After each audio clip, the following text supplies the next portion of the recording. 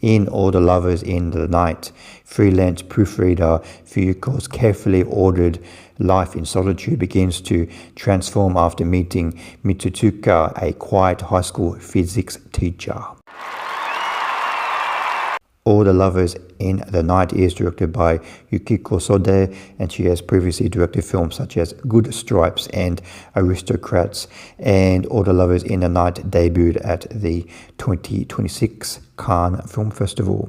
All the Lovers in the Night was one of my most anticipated films of this year because back during COVID, a lot of film festivals were playing films online, and her previous film, Aristocrats, was a film that I went in blind. I didn't know anything about this film. It's just a new movie from Japan. I didn't know the director. I didn't know anything about this film. So I went into Aristocrats blind, and that was one of my favorite films of that year. And her new movie, All the Lovers in the Night, I don't think it's as strong as that film, but I really liked her new film, All the Lovers in the Night. I do highly recommend checking out this film, and I think how much you get out of this film is how much you connect with these characters, because this film is quite slow. There's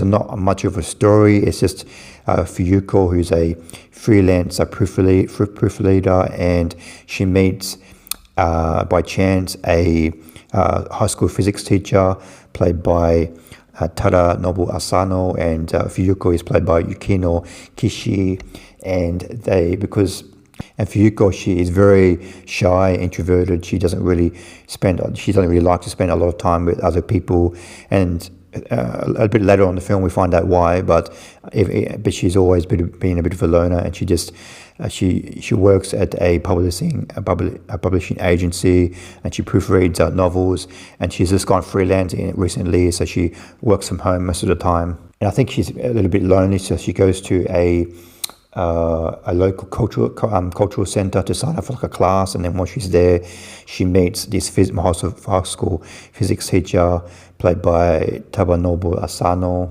And after meeting at the cultural center, they start meeting regularly at this cafe and just talking. And Fuyuko is fascinated by his job, and she's fascinated by physics, and he's able to talk to her about that. And that's pretty much the story. There isn't really much story. It's just them two meeting, and Fuyuko, she has like a friend that at the publishing agency she sometimes hangs out with her, and they have a lot in common because they're both single and they're both loners, and they both have difficulty connecting with people.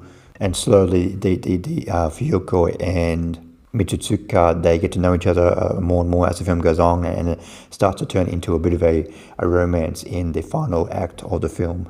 I think what this film does very well is the character development of Fuyuko. She is an outside character, a character we don't really see in film very often. And I think when a film decides to make the lead character an introvert and shy, they don't really pull it off. They don't really make that character interesting enough to hold the whole film.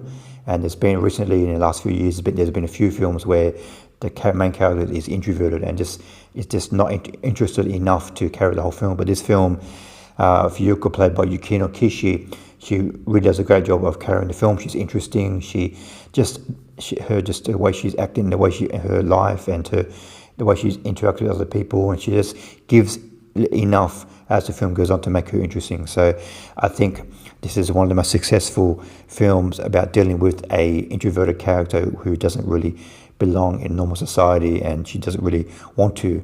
And this film is such a rare opportunity to spend time with a character that is interesting, at least for me, as the film goes on.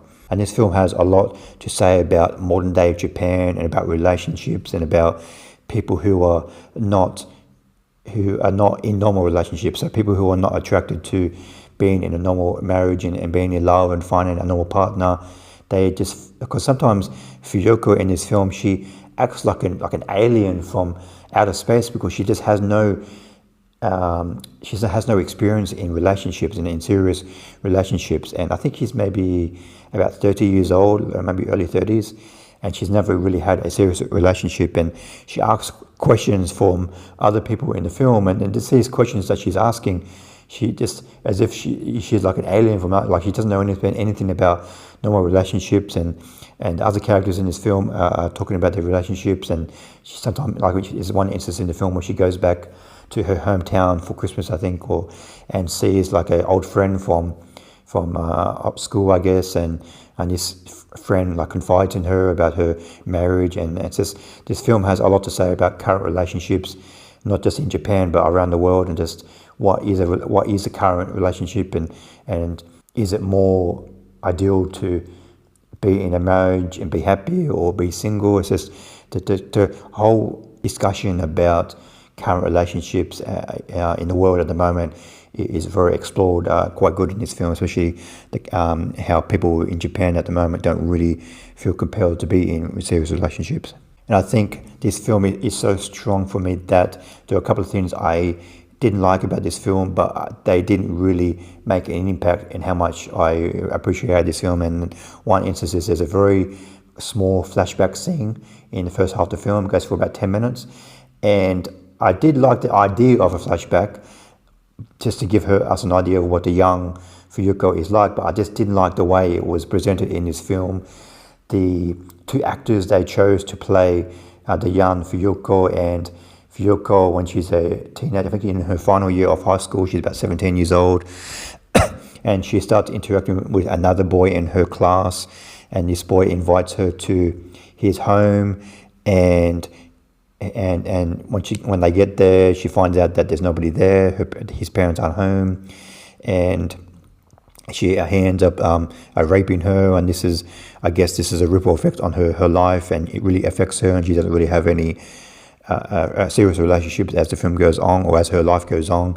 And I just knew as soon as we went to that flashback scene, something was going to happen, because the actor they chose to play the young boy just looks creepy, and just I just didn't like the actor that they chose to play that young man, and the actress they chose to play the young Fuyuko just overplayed the introverted, shy nature. Just like too many ticks and moving. I'm shy, I'm introverted. I just didn't like I think they asked her to mimic the older Fuyuko played by Yukino Kishii, and I just think she overplayed the introverted nature of the character too much.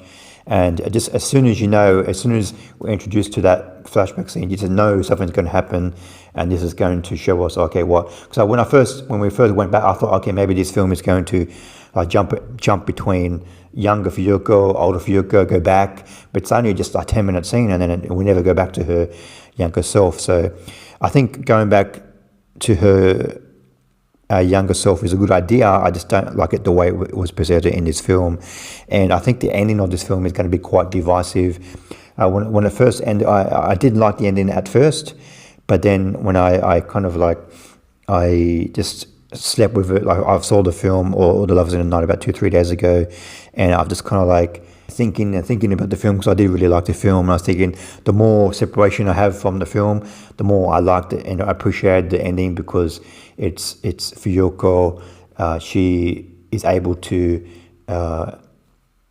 embrace life more now because of her experiences that we witnessed in the film. So I did appreciate the ending, but at first I didn't really like the ending, but I think it's going to be quite divisive. Not everybody's going to like the ending, but the more separation I have from the film, the more I like the ending. I give All the Lovers in the Night 4 stars out of 5. This is such a rare opportunity to have an introverted, shy character be the lead character in the film, and she's interesting, she's very well developed, and she has a really nice character arc as the film goes on. So this film is like a quiet, very sublime story. It looks great, and it has not much of a story, but it just slowly develops as the film goes on, and the relationship between Yukino Kishii and Tadanobu Asano as the film goes on is very endearing and nice to see as the film goes on. So if you're after like a slow character development story, then I definitely recommend checking out the film All the Lovers in the Night. Thanks for watching. What do you think of All the Lovers in the Night? Please comment below what you thought of the film. See you next time. Bye.